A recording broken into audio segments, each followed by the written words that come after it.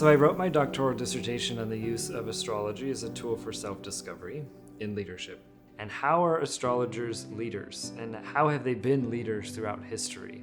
And how have they influenced leaders? And these questions of like the cosmos and leadership and what it means to be and to know your soul and leadership. And so I just kept following that thread. It took a while to frame this in a way that made sense, but I knew from my own experience that astrology had the capacity to change people's lives because it had changed mine.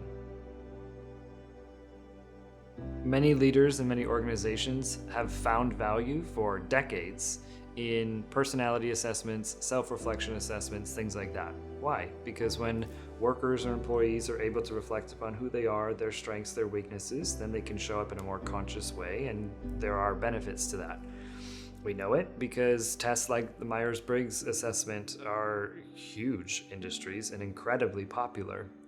Interestingly enough, the Myers-Briggs type indicator was developed based on Carl Jung's personality archetypes. And those archetypes are actually astrological archetypes. So it's kind of funny knowing that many of these tools that are already very popular in the world have a root and a basis in astrology, whether people are aware of it or not. And what I would argue is that actually the challenges that we're facing now require more. We need more tools. We need deeper tools. We need tools that help us to understand ourselves at deeper levels, and that's exactly where astrology can come in.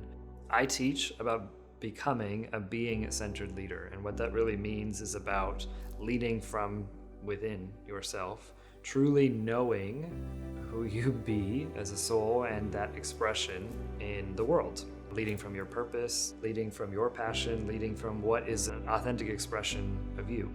In order to do that, it requires that we turn our attention inward and to create different states of being within us and to become really aware of it. And so I teach about 7 capacities, these 7 things that really need to be developed over time within you. And when you do, that will help you to express your leadership as a natural expression of your being. For some people who are innovators, who are creative, who have a hunch that there's something more, and it matters for you to create an environment in which people can flourish, then my message is going to resonate. I can't think of anything more important to do than to help people figure out who they truly are.